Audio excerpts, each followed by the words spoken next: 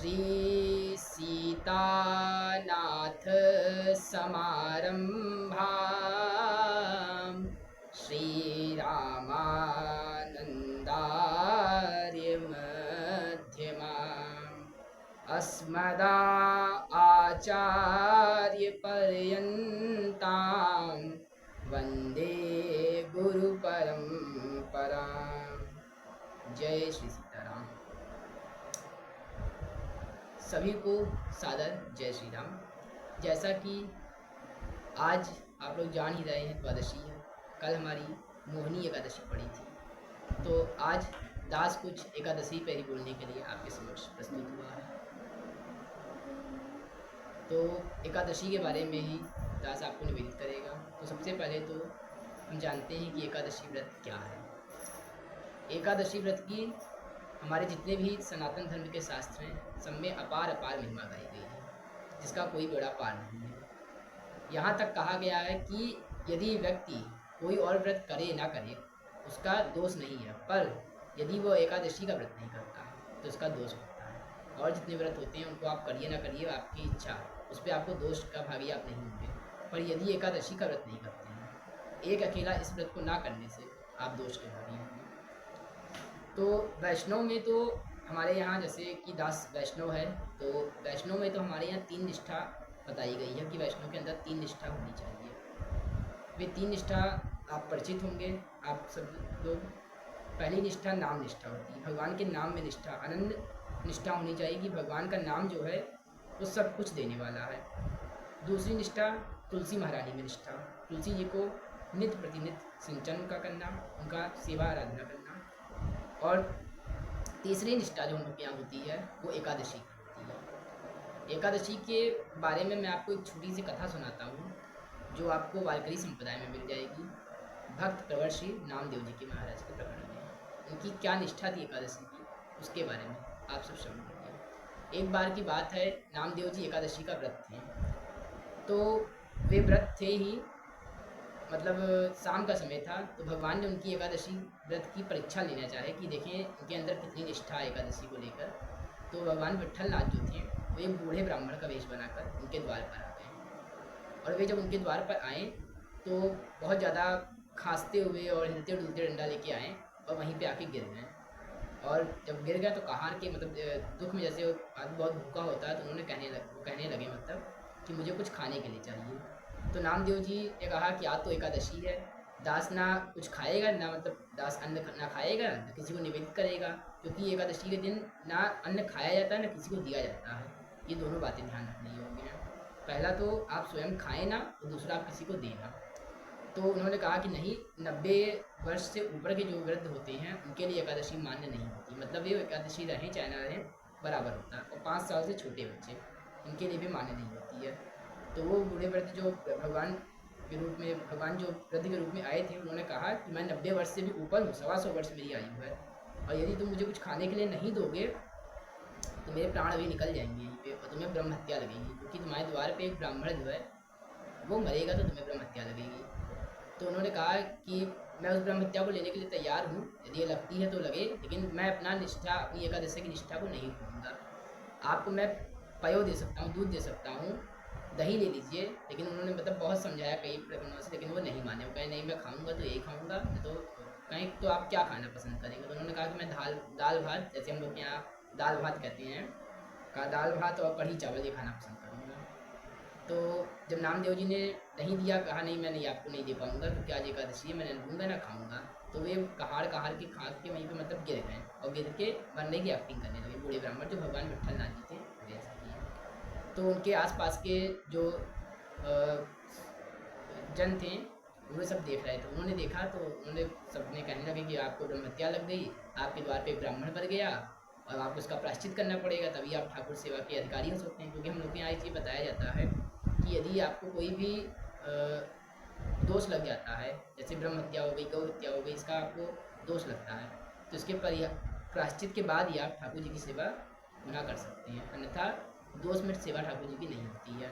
तो उन्होंने कहा कि मैं इस दोष के निवारण के लिए अग्नि में अपने शरीर को दे दूंगा, मतलब अग्नि से अपने शरीर को ख़त्म कर दूंगा, यही इसका निवारण है। ऐसा कह के उन्होंने अपने ही मतलब जो उनका घर था उसके जो आंगन था तुलसी के वृक्ष के पास, उन्होंने वहाँ पर पूरा सेटअप बनाया चिता का, और उसमें वो बूढ़े बूढ़े ब्राह्मण जो थे उनको लेकर बैठ गए, और बैठ के जैसे ही अग्नि लगाया, अब जैसे ही भगवान के कमर तक अग्नि आई होगी, भगवान ने देख लिया कि नहीं इनकी निष्ठा तो एकदम पक्की है, भगवान तुरंत वहाँ से उठ खड़े हुए और नीचे आ गए, और नीचे आके उन्होंने वो तुरंत ही नामदेव जी को खींच के डाल दिए। तो ऐसी निष्ठा नामदेव जी की थी एकादशी के प्रति कि मतलब इस हद तक वो प्रायश्चित करने को तैयार थे। तो ऐसी निष्ठा हर वैष्णव को होनी चाहिए एकादशी के प्रति। अब बात आती है एकादशी की कि एकादशी कब रहें। जैसे कि हमें सुनने में आता है अपने लोक में कि 2 एकादशी होती है, ऐसा कभी कभी सब लोग कह देते हैं कि एक कहते हैं गृहस्थों की होती है और एक विरक्तों की होती है, जबकि ऐसा नहीं है, एकादशी एक ही होती है। अब वो 2 इसलिए दिखाई देती है आपको क्योंकि अधिकतर एक स्मार्ट की होती है, एक वैष्णव की होती है। वैष्णव जो होते हैं वो द्वादशी प्रधान एकादशी करते हैं, मतलब ऐसी एकादशी जो द्वादशी तिथि में पड़े, मतलब कहने का मतलब आप ये समझिए कि द्वादशी को ही एकादशी मान के करते हैं अधिकतर।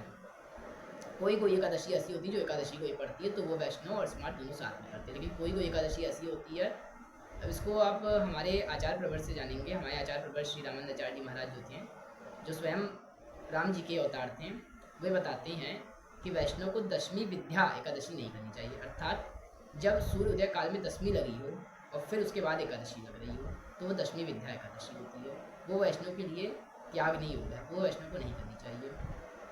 तो इसी कारण से द्वादशी युक्त एकादशी हम लोग करते हैं। अधिकतर 1-2 एकादशी ऐसी होती है जो हम लोग साथ में करते हैं, बाकी अधिकतर द्वादशी करते हैं साथ में। अगर आप श्रीमद् भागवत महापुराण का अध्ययन करें, उसका पाठन करें, तो उसमें भी आप देखेंगे भक्त प्रवर श्री अम्बरीश जी का जो चरित्र आया है, तो वहाँ पे भी कहा गया है कि वे द्वादशी युक्त एकादशी व्रत करते थे अधिकतर। जो मतलब ऐसी दशमी विद्या आती थी तो द्वादशी को रह लेते थे, एकादशी को फिर वो एकादशी नहीं मानते थे। और उनके प्रकरण में देखें तो वो परम गृहस्थ थे, ऐसा नहीं था कि वो विरक्त थे। तो भी विरक्त और गृहस्थ वाली बात तो एक मिथ्या आ गई है समाज में, इसका कोई मतलब नहीं है। ठीक है, दो पॉइंट में मैंने बात की आप लोग से। पहली ये कि एकादशी का महत्व क्या है, दूसरी विरक्त और गृहस्थ वाली। अब बात आती है कि एकादशी में हम क्या खाएं और क्या ना खाएं। तो वेद का जो वाक्य है वो आया है, पायो व्रतः ब्राह्मणः यवागो राजन्यः आमिष्यः वैश्यः इति। ये वेद का वाक्य है। वेद भगवान कहते हैं कि यदि ब्राह्मण कोई भी व्रत करे, सिर्फ एकादशी ही नहीं और भी कोई व्रत करे, तो वो पयो अर्थात दूध लेके व्रत करे। दूध लेके व्रत करेगा तो उसको उस व्रत का उत्तम फल मिलेगा, दूध पी के। और राजन्य मतलब राजन्य मतलब छत्री कोई व्रत करे तो वो यवागु यानी जो फलाली आती है उसकी लपसी बना के। लपसी मतलब जो हलवा होता है वो थोड़ा सा टाइट होता है और लपसी होती थोड़े गीले फॉर्म में होती है, तो वो यवागु लेके वो व्रत करे।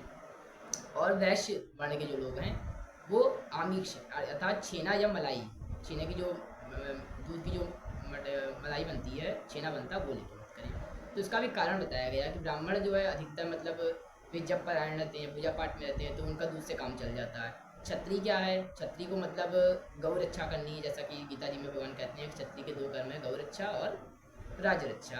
वैश्य के भी यही कर्म बताए हैं कि खेती वाणिज्य 2 चीज़ है वैश्य का, और क्षत्रिय के लिए कहते हैं गौपालन और कहते हैं राज्यपालन है। तो उसको उस समय मतलब थोड़ी और शक्ति चाहिए, इसलिए उसको मतलब थोड़ा सा लापसी वाला भोजन देते हैं। और वैश्य के लिए क्योंकि वो ठंडे पानी में लगा रहता है, तो उसके लिए ये चीज़ है, ये विधान है। ये तो बात हो गई वेद की। ठीक है, अब ऐसे जो करने में समर्थ हैं वैसे कर सकते हैं, उनके लिए कोई दिक्कत नहीं है। लेकिन मान लीजिए जैसे किसी को नहीं जानना कि नहीं एकादशी में हम किस विधा से करें कि हमें एकादशी का पूर्ण फल मिलेगा, तो शास्त्रों की जो बात मानते हैं उसमें आती है एकादशी के सबसे लिए कि एकादशी का व्रत आपको निर्जल करना चाहिए, बिना जल के। अगर आपकी अवस्था सही है, आप ठीक ठाक हैं, तो आप बिना जल के करिए, सबसे उत्तम एकादशी है। यदि आप जल के बिना नहीं कर पाते हैं तो आप जल लेके कर लीजिए, जल लेके भी नहीं कर पाते हैं तब आप दूध लेके कर लीजिए, दूध लेके भी नहीं कर पाते हैं तब यहाँ तक कह दिया गया कि फल लेके आप कर लीजिए। लेकिन फल के बाद फिर आज के ज़माने में जो आज के एनवायरनमेंट में जो हम देखते हैं कि कुटू का आटा है, साबूदाने की पूड़ी है और नमक है वगैरह वगैरह, इस सबसे बने पदार्थ एकादशी में क्या किसी व्रत में नहीं लेने चाहिए, क्योंकि शास्त्रों का एक वाक्य ये भी आता है कि नमक जो होता है वो आधा पुण्य हर लेता है, साथ ही आपके व्रत को खंडित कर देता है। क्योंकि नमक में क्या है कि आप नमक जब लेते हैं किसी पदार्थ में तो आप उसमें स्वाद का अनुभव करती हैं, और यदि आप स्वाद का अनुभव कर रहे हैं तो आप तप किस बात का कर रहे हैं, क्योंकि व्रत को एक तरीके से तप की श्रेणी में रखा गया है। और यदि आप तप कर रहे हैं तो आपको स्वाद उसमें नहीं आना चाहिए। इसलिए किसी भी व्रत में, एकादशी क्या किसी भी व्रत में नमक हमें त्यागना ही चाहिए।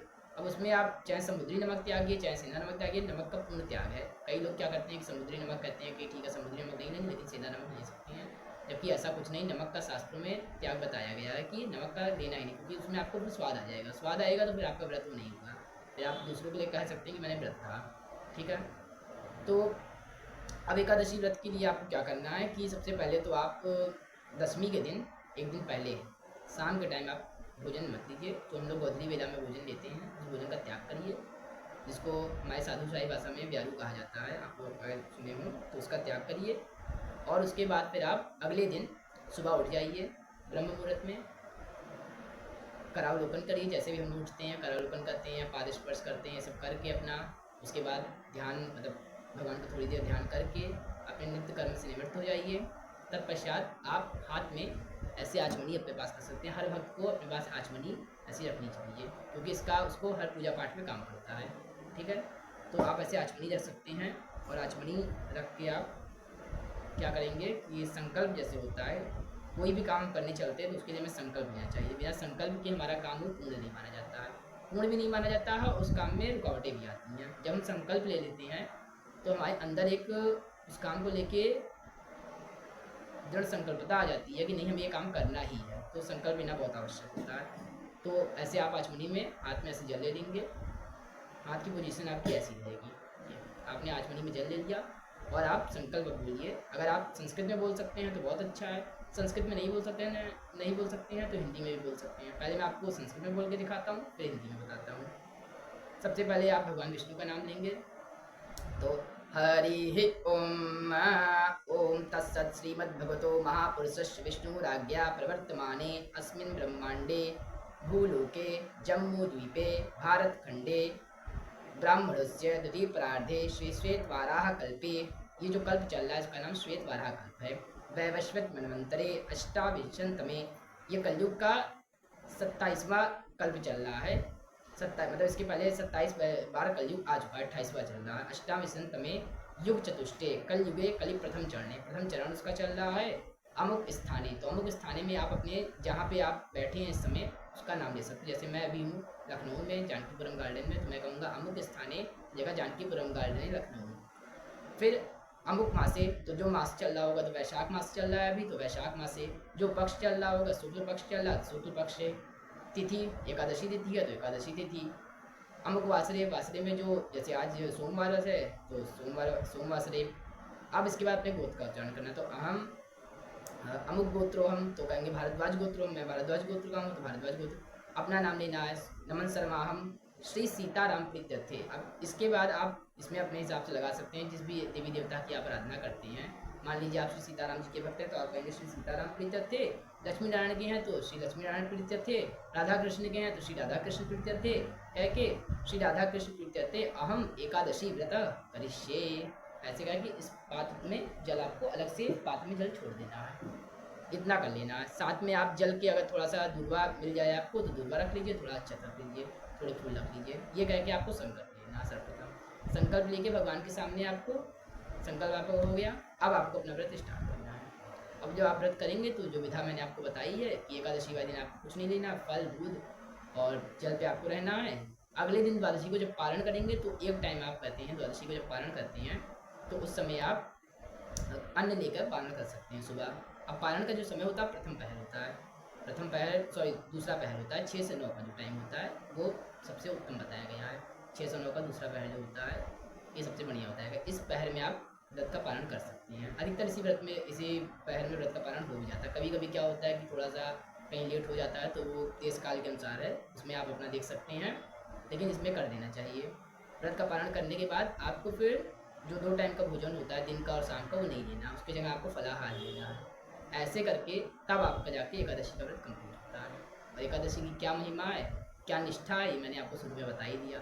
तो ऐसे करके आप एकादशी का व्रत कर सकते हैं। और यह वैष्णव मात्र को एकादशी का व्रत करना चाहिए। जितने भी वैष्णव हैं, वैष्णव से मेरा आश्रय ये है कि जितने भी श्री भगवान के उपासक हैं, श्री राम जी के, श्री कृष्ण जी के, श्री नारायण भगवान के, उनको ये व्रत करना चाहिए। उनके लिए अनिवार्य बताया गया है। साथ ही जिनकी वैष्णवी दीक्षा हुई है उनके लिए भी ये अनिवार्य बताया गया है। हो सकता हो अब आपको एकादशी के ऊपर कोई संशय ना रहा हो। दास जी जितना बन पड़ा, दास ने आपसे आपको निवेदित किया। जय श्री सीताराम।